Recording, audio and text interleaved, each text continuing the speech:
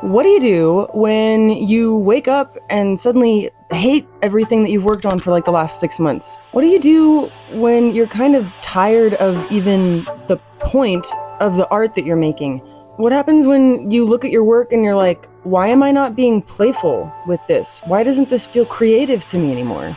I'm going to tell you a story about this stuff and how somehow I navigated through a weird swamp of really subtle dis-ease about my process and kind of reevaluated my own place in my process. So let's go.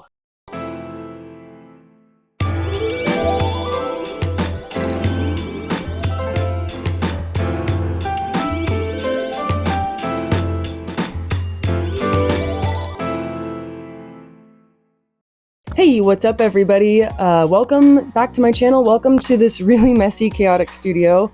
I'm Jillian, and if you're returning to my channel, you know I'm making all new art for a tarot deck. This month has been a little bit funky for me. There's gonna be some art being made in part of the background of this video, but I didn't film a lot, honestly, and you're gonna find out maybe why. Let's get into this. So I've got a question for you.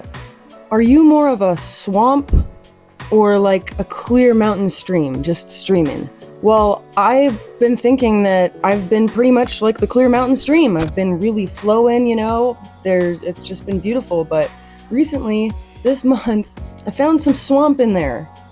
You know, sometimes it feels like life isn't really flowing. It's kind of stagnant, suddenly out of nowhere.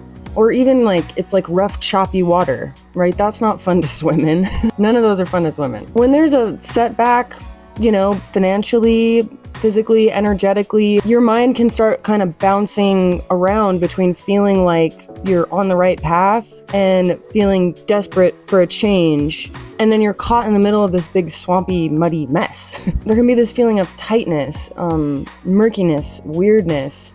And sometimes it's so subtle that it's almost imperceptible. And things can feel a little incoherent, a lot incoherent. But it's like this really quiet, bizarre feeling of tense, stuck energy that's riding with you just beneath the surface. You know what I'm talking about? Everything sort of seems like it's all good, but there's this little like, ugh, what the hell is that? And you know, I've been deep within that this past month in my art journey, and I struggled to make this video a couple of different times because I was just really confused by all of it, up until pretty much yesterday. Because this one little thing kicked off this weird, subtle domino effect that caused me to have a like mini art existential crisis that ultimately opened my eyes to where I can find more joy in what the fuck I'm doing here in this process. It's all in the wrist. So basically it all started when I decided to get some digital art, digital collages printed out on like a linen canvas and then just paint over them and add a little extra texture and pizzazz to them. Like, you can call it cheating if you want, and it's not real art, but guess what? We all get to make art the way we want, and I do too, so whatever. But I wanted to make my life a little easier this summer. You know, work on something large scale to show at the art tours in a couple of months. Like something I don't have to think too hard about. It's hot in the summer here, really hot. And the heat makes you not think quite straight. I still wanted to have something to show for this summer and something easy for me. I got 3 different digital art images printed out, one of which was a piece from 9 years ago that was the one I started with that actually was an emotionally challenging piece for me, which I won't really get into, but I also didn't film the making of that because of that, so you won't see that here. But anyways, while I was stretching that linen canvas with the print across the stretcher bars, I kind of messed up my wrist. I pulled a muscle or something. The right wrist, the important one. It was annoying. I felt like I couldn't work on anything. I couldn't lift anything. I was having to use my left hand. So I ordered a little stretcher tool off Amazon, and my wrist was like a bum wrist for the better part of a week. And I was bummed about the bum wrist because I felt like I had this creative energy and desire to just make things and do things, and so I was kind of like, what am I supposed to do, just be a couch potato with my stupid wrist that I can't move? But then it occurred to me, why don't I paint left-handed? Ooh, So that's what I did. And I made a couple of fun little things, and it was a nice exercise because I knew I'd probably hate it. I knew it was probably not going to look good, or it was going to look kind of ugly or whatever, but it was an interesting engagement using the left hand. I actually used to favor my left hand in kindergarten, but I think they switched me to the right-handed. I remember it feeling really weird and unnatural, so I feel kind of like a natural lefty, but anyway, this kind of relaxing, non-challenge of painting with my left hand with no tie to the actual outcome of what was being painted felt really good. Felt like I was unlocking a kind of like mindfully frivolous, whimsical joy of painting that I hadn't really experienced in a while. And if you've seen my videos before, you know, I'm working on this tarot deck. I've done some painting on many of them, and there have been moments where I'm sort of like, believe you can paint and then paint. And that's great, but you have to, damn, that doubt still comes in. And that kind of like feeling of locking into a desired outcome always creeps in. So just using the left hand was unlocking that again, which was really, really refreshing. And with all the art that I'm creating for this tarot deck, you know, I've been really deep in symbolism and symbolic language and trying to come up with precise images that evoke that specific message. And even though I've allowed for a certain degree of spontaneity and on-the-spot kind of creativity while making some of these, it just kind of was feeling a bit tight in comparison to this weird like left-hand painting thing that I was doing. To attain the unicorn's blessing, please like this video and subscribe to our YouTube channel. Blessed be. Paint a damn flower. So while I was avoiding working on the emotionally challenging piece, after my wrist was feeling like it could paint a little better, I started to paint like a manzanita tree and then some little kind of paint sketches of wildflowers that grow by my house. And the first wildflowers really sucked because I could feel my mind trying too hard to make it look exactly like the flower and not allowing my natural flow, my natural style to sort of come out on its own in painting these little flowers. But then I started getting the hang of it, and you know, that inner whatever it wanted to do was coming out and it started flowing, and I was having fun. And I love these little flowers. I really, really loved painting these little flowers, and I just couldn't get over it. And this felt like a big deal to me, but like, why? Primarily, I'm a collage artist, right? And I'm a color combiner. You know, I've never really considered myself a painter, like a painter's painter. You know, as I stand or sit or whatever before you today, I am certainly no brilliant painter. But I was starting to realize that this I'm not a painter, I'm not good at painting kind of thing as a constant story in my head, running in the background since I was in college, which is probably like 18 years ago now. The story that cemented itself when I felt like I could never really nail proportion correctly, and I was utterly incapable of getting something to look convincingly like the thing it was supposed to be, or even aesthetically pleasing in any way. I turned to like an expressionist type of a style and making cartoonish type expressionist images, and so that worked for me. And then once I didn't have to take figure drawing classes anymore, or worry about rendering something well, or let alone perfectly, I just stopped trying to, and I found other ways to make my art that I loved, you know, processes that I loved without having to really paint objects or things or people. So I would just find images of them and paste them on other images of other things, like, ta-da! And that works out fine and dandy until you realize that there's something different and weirdly profound going on when you just paint a damn flower. What? It's like this meditative release of expectation and following the natural flow of your own creative essence in trying to paint something that you've never really painted. The inherent, like, low stakes, sketchbook style playfulness, that just, it's art for art's sake, isn't it? And maybe that's really awesome.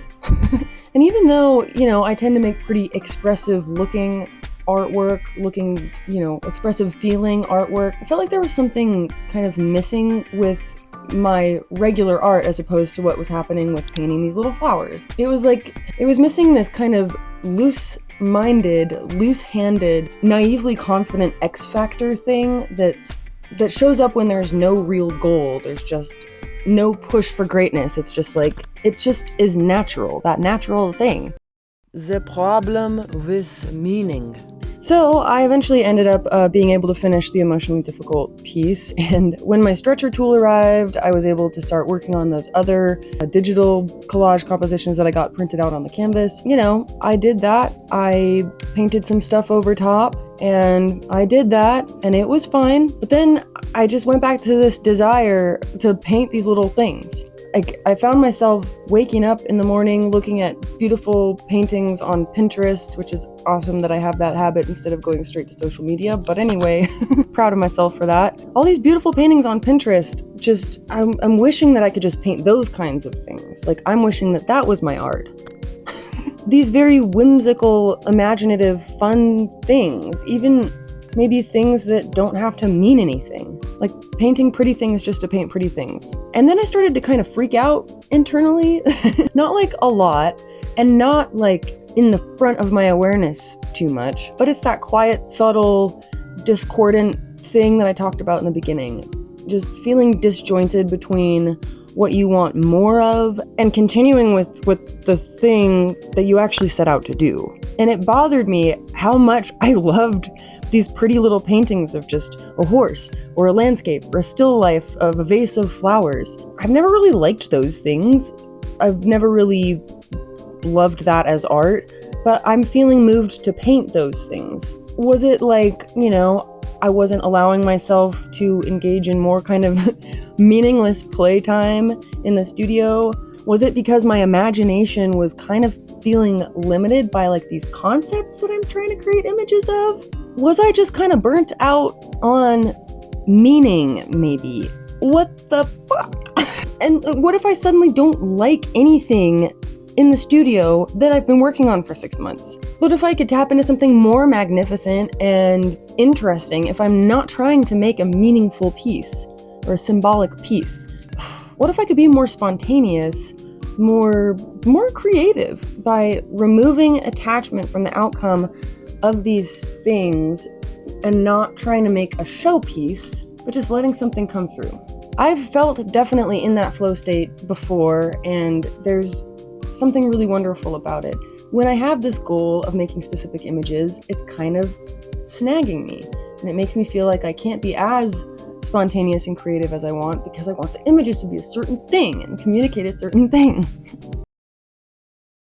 Anyway, for a second, I felt like giving up altogether and completely changing my style, just dropping the tarot deck, assuming a new name, like all that, okay? But then I remembered, okay, I do have the goal in mind. It is a good goal. I am over halfway done with the amount of images that I need to produce for this deck.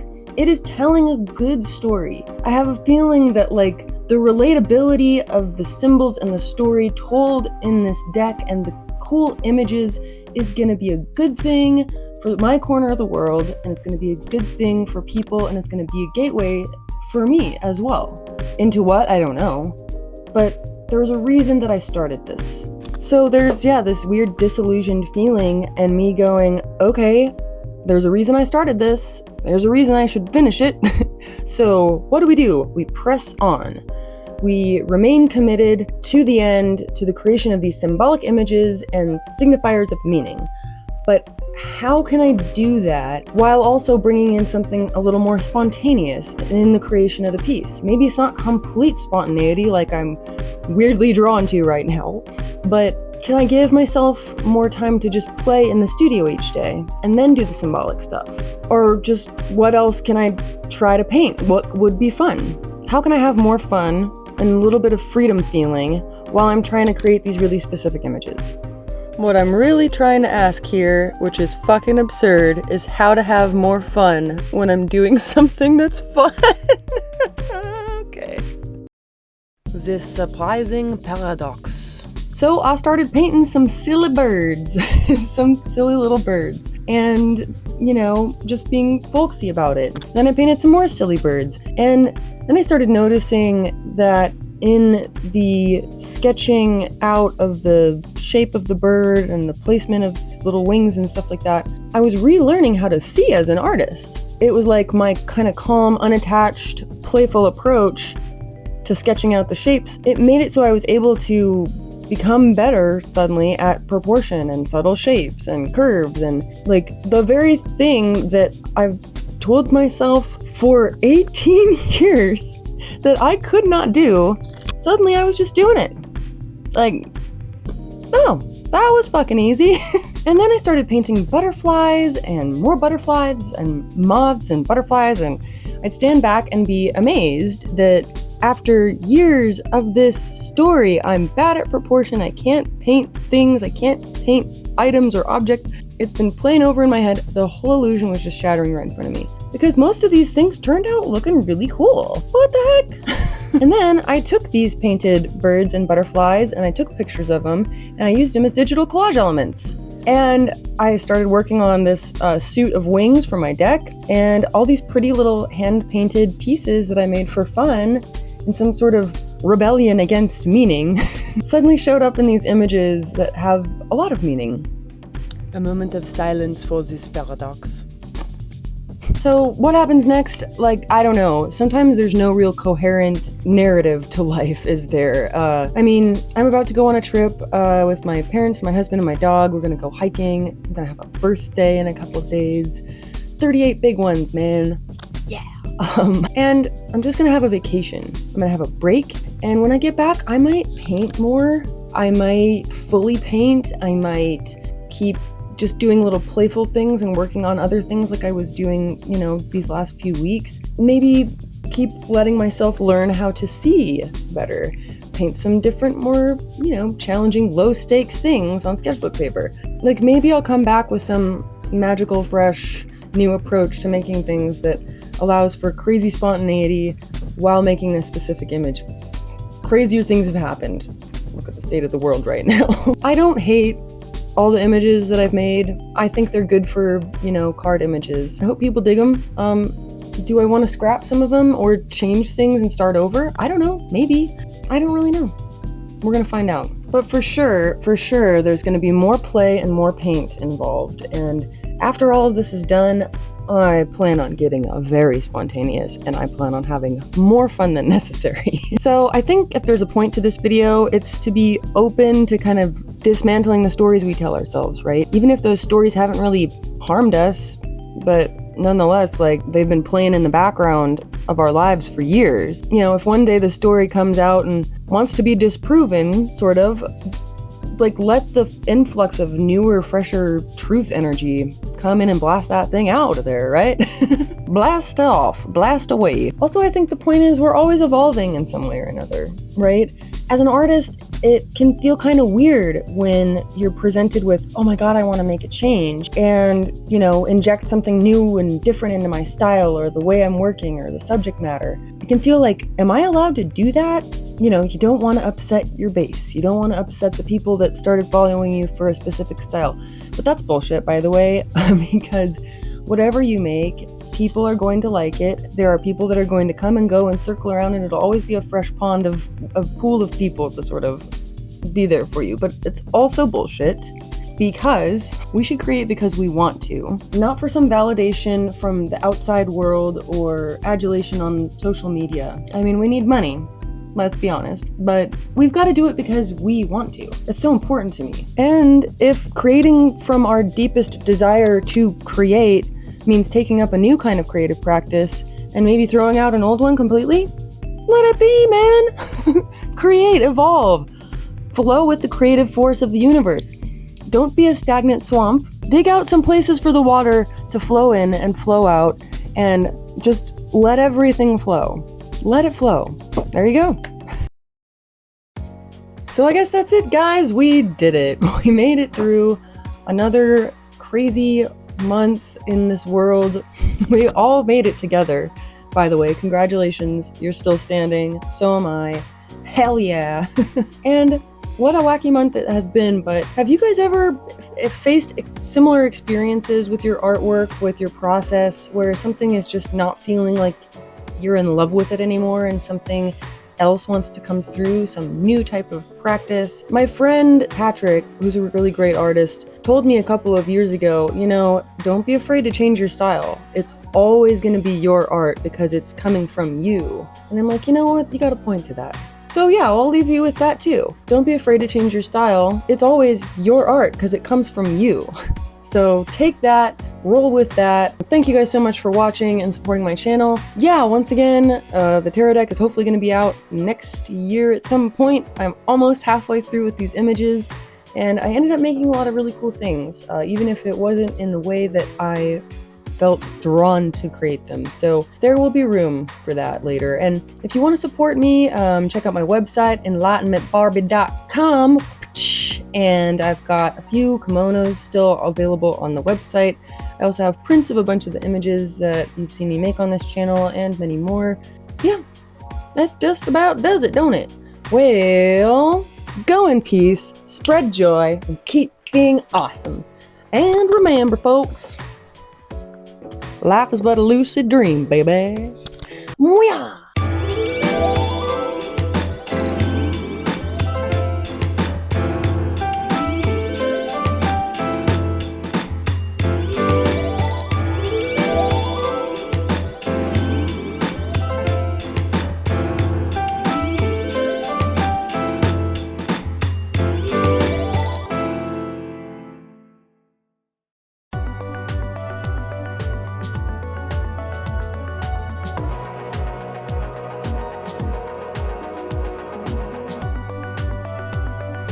Help us keep the channel magical by giving it a like and hitting subscribe so we will transmit our magic throughout the universe.